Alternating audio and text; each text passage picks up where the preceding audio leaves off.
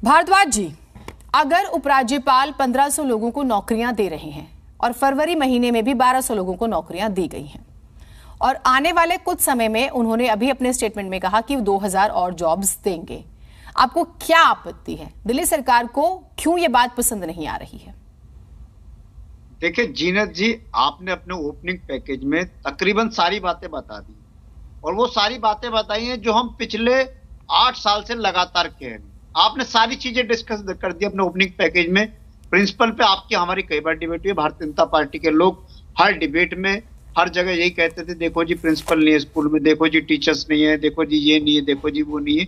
आपने पूरे पैकेज में बता दिया कि जिम्मेदारी किसकी है। कई बार डिस्कस कर चुके हैं कि दिल्ली में 2 तरीके के इंस्टीट्यूशन है, 2 तरीके की संस्थाएं हैं जो नौकरी देती है। एक यूपीएससी देती है, एक डीएसएसबी बोर्ड देता है।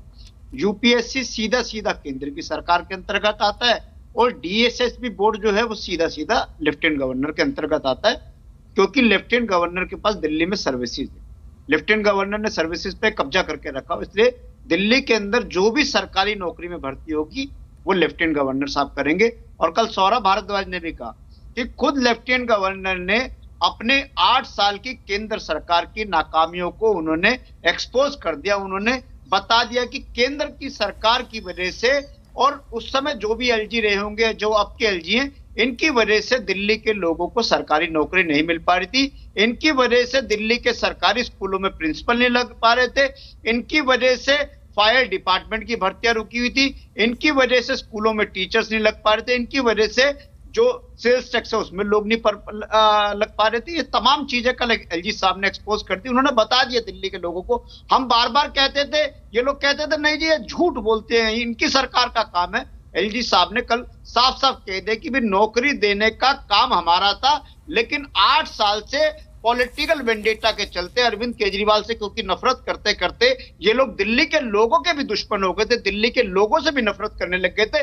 इसलिए दिल्ली में सारी सरकारी नौकरियों पे ये कब्जा करके बैठ गए थे। भारद्वाज जी, ठीक है, उपराज्यपाल का आपने जिक्र किया। एक चीज की आपने कहा कि उन्होंने सर्विसेज पे कब्जा किया हुआ है।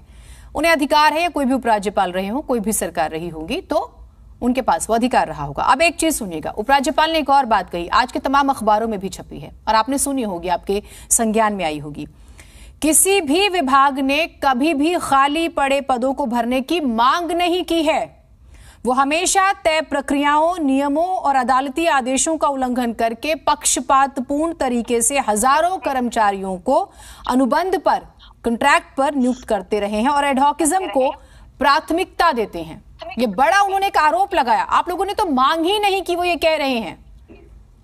देखिए जीनत जी, मैं फिर आपको कह रहा हूं, अगर आप कहती तो डिबेट में मैं सारे तथ्य लेके आता, लेकिन मैं मानता हूं कि आप उन एंकरों में से एक हो जो तथ्य साथ में लेके बैठी होंगी। है मेरे पास सारी डिटेल्स हैं। हाँ, मैं कह रहा हूं दिल्ली सरकार की सारी चिट्ठियां भी आपके पास होंगी, कैबिनेट नोट भी आपके पास होंगे, यहां तक कि आप मैनिफेस्टो भी लेके बैठी होगी, जो मैनिफेस्टो आम आदमी पार्टी ने दिया था। मेरा ऐसा मानना है कि आप तथ्यों के साथ बैठी होगी। 2015 में दिल्ली में हमारी सरकार बनती है और हमारी सरकार बनने का अगर आप देखोगे हमारे मैनिफेस्टो में सबसे प्रमुख मुद्दा था कि हम कह रहे थे कि कॉन्ट्रेक्चुअल एम्प्लॉइज को हमें पक्का करना है, परमानेंट करना है।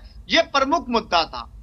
हमारी इंटेंशन थी कि जो कॉन्ट्रेक्चुअल एम्प्लॉइज है हम उनको मेन स्ट्रीम में लाके उनको परमानेंट कर दे। और हम पहले दिन से कह रहे थे, आप कह रहे हो कि एलजी साहब के पास अधिकार है, मैं फिर कह रहा हूं एलजी साहब के पास कोई अधिकार नहीं है। सर्विसेज एलजी साहब ने कब्जा करके रखी है, क्योंकि कॉन्स्टिट्यूशन के अंदर, कई बार आपकी मेरी डिबेट होगी, कॉन्स्टिट्यूशन के अंदर एलजी साहब के पास सिर्फ दिल्ली में 3 काम है।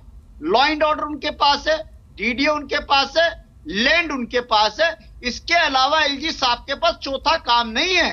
ये काम तो दिल्ली सरकार का था। सर्विसेज हमेशा दिल्ली सरकार के पास रहती थी और जैसे ही दिल्ली में अरविंद केजरीवाल की सरकार बनी, सर्विसेज उठा के जबरदस्ती लेफ्टिनेंट गवर्नर के पाले में डाल दी गई कि सर्विसेज भी लेफ्टिनेंट। और मैं बता रहा हूं सर्विसेज वाला, मैं इसलिए पूरा बता रहा हूं, सर्विसेज वाला मुद्दा ऑलरेडी हमने सुप्रीम कोर्ट में चल रहा है। अगर आपको ध्यान हो, पिछले 3 साल से सर्विसेज का मुद्दा सुप्रीम कोर्ट की कॉन्स्टिट्यूशनल बेंच पे पेंडिंग है, वहां पे सुनवाई चल रही है। और हम इसीलिए गए थे कि सर्विसेज हमारा राइट है।